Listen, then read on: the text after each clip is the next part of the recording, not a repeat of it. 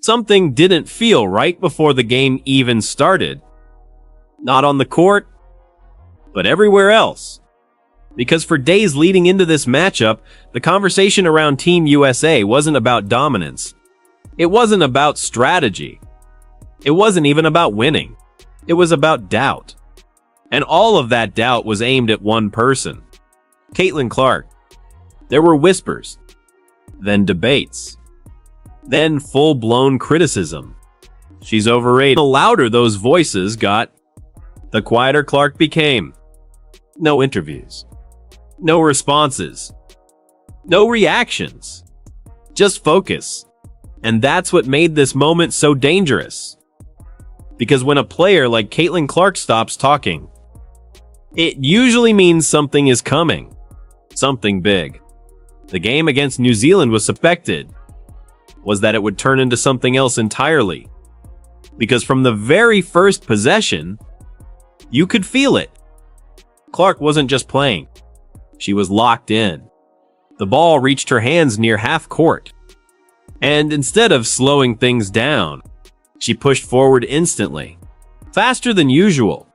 Sharper than usual. Like she had something to prove. The defense stepped up early. They had clearly studied her. They knew about the deep range. They knew about the quick release. They weren't going to give her space. But that's hesitation. Two defenders shift toward her. And in that exact moment, Clark fires a pass across the court so fast it barely looks real. Corner three. Splash. The crowd reacts. But Clark doesn't. No celebration. No emotion. Just a quick turn and back on defense. That's when you knew. This wasn't going to be normal. The next possession was worse. Clark crossed half court again. The defender stayed tight this time. Too tight. Clark drove right past her. The help defense collapsed. And just as quickly as it formed, Clark broke it apart. Behind the back pass. Layup. Assist. Then another. And another. Within minutes, the entire rhythm of the game had changed. New Zealand wasn't playing their game anymore. They were reacting. And reacting late. And the most efficient of them all as well. Like I was saying earlier, Caitlin Clark finally thrust into the starting lineup. Monique Billings, Caitlin Clark, Chelsea Gray, Dearica Hamby, Kelsey Plum. Kelsey Plum and Chelsea Gray with Caitlin Clark? Nuh-uh. Nuh-uh. That ain't it, coach. That ain't it, coach. We got to switch this up. Something needs to change here. Of course, people are finally excited about that. The universe is in alignment now. Cece is starting. Can we please put Paige in this group and take Gray off? Her pace is too slow. This is a terrible lineup. Why start three guards? Why start three guards? Absolutely. And it's been a rotating lineup. So why are we just sticking with Chelsea Gray in the starting lineup? I don't know. Politics, perhaps. CC hitting the bigs and another midi. Let's take a look right over here. Whoop. Caitlin Clark, nice pass to Monique Billings. Monique finishes at the hoop. And again, people continue to say Caitlin Clark has no mid-range game. The scoreboard started moving. 10-2, 18-5, 24-8. Timeout. New Zealand's coach stood on the sideline trying to reorganize everything. Pointing. Talking. Adjusting. But there was a problem he'd become inevitable. Back on the court, Clark decided to remind everyone why she's different. She stepped back. Way back. Far beyond the arc. The defender hesitated for just a sump to their feet. Teammates on the bench couldn't believe it. Because shots like that aren't supposed to feel routine. But for her, they do. And that's when something started to shift. Not just in the game, but in the energy. Because every time Clark touched the ball now, the crowd leaned forward, waiting. expecting, knowing something was about to happen. And most of the time, it did. She wasn't just scoring. She was controlling everything. The tempo, the spacing, the flow, the confidence of her teammates. And slowly, something else started happening. The noise around her, the criticism, the doubts, they started fading.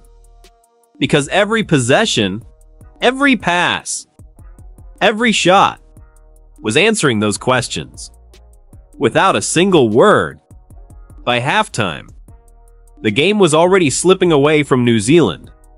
But the real statement came after the break. Because that's when Clark stopped playing controlled and started playing free. She crossed half court. No hesitation. Pulled up from deep. Splash. Next possession. Drive. Kick. Assist. Then another. Then another. It wasn't just dominance anymore. It was control. Complete control. New Zealand's players looked exhausted. Not physically, mentally. Because guarding Caitlin Clark isn't just about effort. It's about surviving the constant pressure she creates. And by the fourth quarter, that pressure had broken them. The scoreboard made that clear. But the real story was something else. I don't know. Politics, perhaps? CC hitting the bigs and another midi. Let's take a look right over here. Whoop. Caitlin Clark, nice pass to Monique Billings. Monique finishes at the hoop. And again, people continue to say Caitlin Clark has no mid-range game.